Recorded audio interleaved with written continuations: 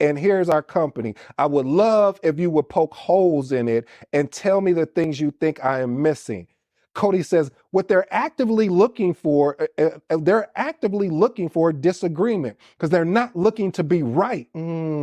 They are looking to win. They want to win. Family, how many times that when we get into disagreement, we are looking to be right instead of looking to win? See, I love that clip so much. I literally saved that clip and I recalled it when I was putting this together, and I was like, man, that was so powerful that Cody downloaded that piece. And Cody, if you ever watch this, I appreciate you sharing that because that really meant a lot. Now I've changed my approach to conflict. I'm not no longer looking to be right. I'm looking to see what is the best outcome or what is the best interest in the means of for a actual project or whatever that thing is that I'm doing. So if you're not a project manager and you're thinking about getting into project management, this is something, one of the skill sets you want to definitely develop is having the ability to not look to see what's right, but to see how can we win? How can we win of getting the best outcome for this actual project? And I promise you more people are going to want to work with you. Point number 5, embracing